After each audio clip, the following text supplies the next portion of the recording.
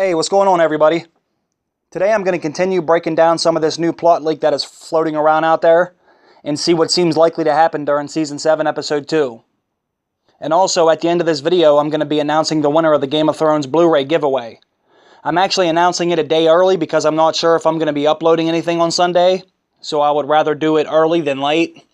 And if you are new to this channel, don't worry because you can still win something because I'm going to do several giveaways in January. All you need to do is subscribe to this channel and like this video for a chance to win. And I'll go into more details about this at the end of this video. But for now, I want to get started. Season 7, Episode 2 states, Jon receives a message from Tyrion, asking all the Lords of the North to go to Dragonstone to swear fealty to Queen Daenerys.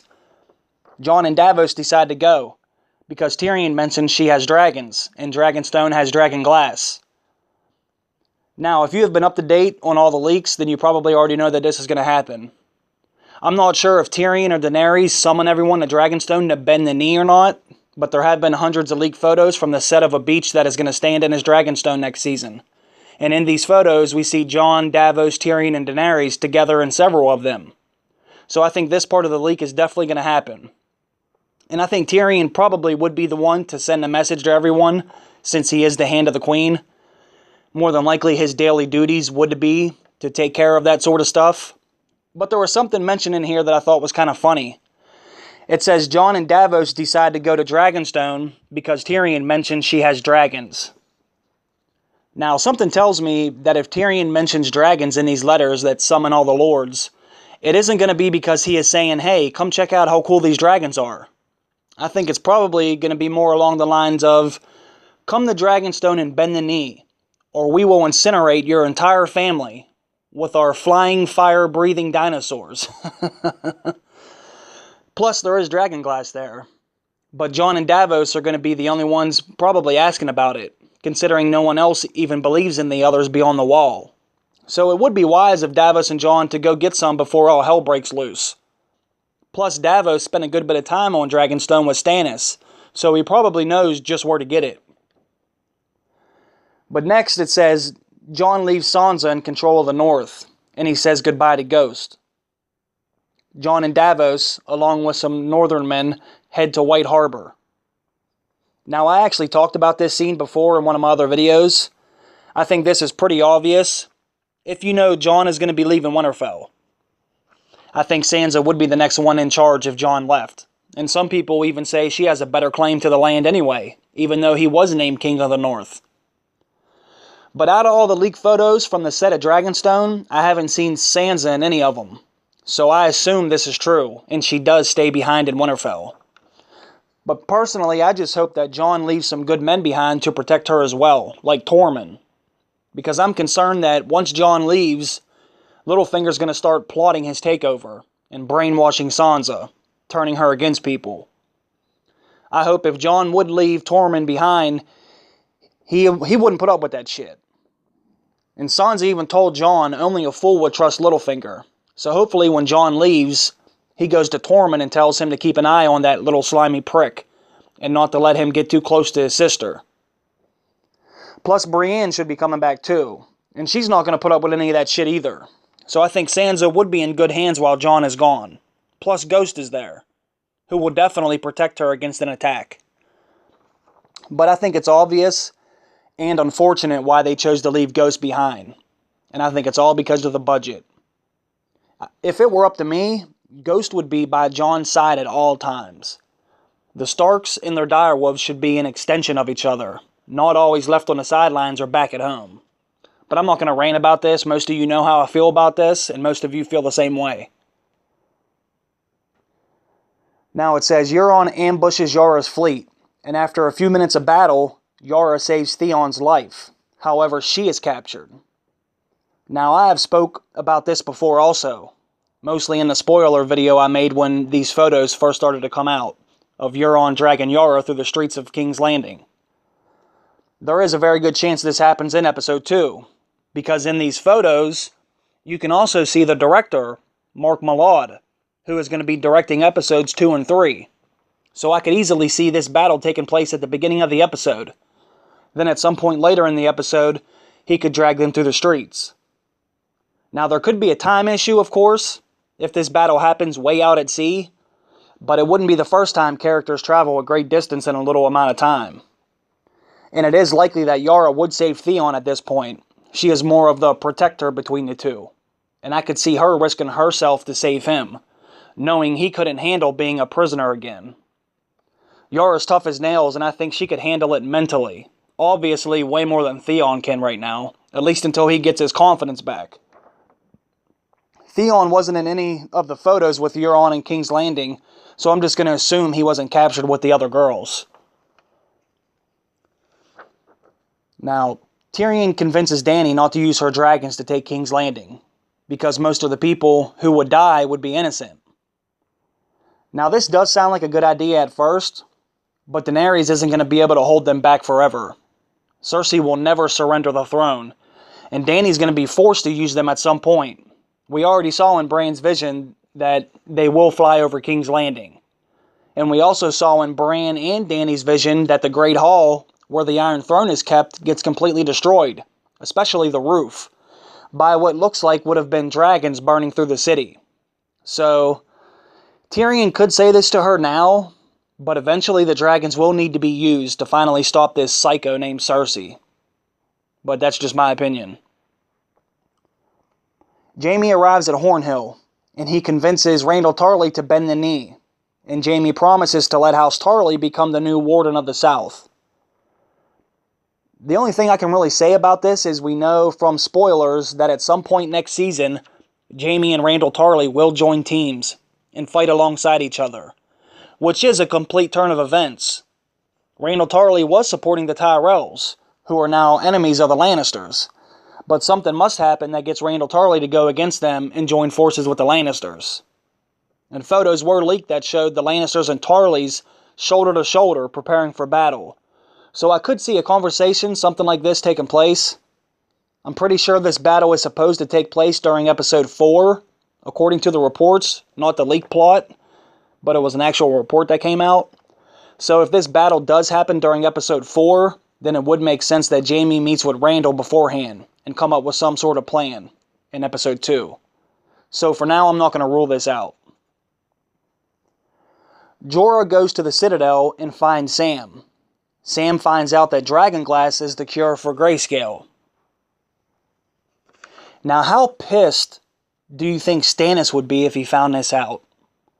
Stannis spent all that money, and he got all those maesters to find a cure, and there was a chance that the island Stannis was living on was made out of the shit that could have saved his daughter. I found this part of the plot leak to be very interesting, though. But I don't know if I believe this part to be true. I wonder how dragonglass would be the cure. I wonder if Sam would have to stab Jorah through the heart with it, just like what happened to the Night's King and Uncle Benjen. Or do you think Jorah has to crush it up and snort it? But on the other hand, I wouldn't be surprised if dragonglass ended up being the cure, because damn near everything to do with the dragons is magical and can do so many different things. So I'm not going to say this is ridiculous just yet.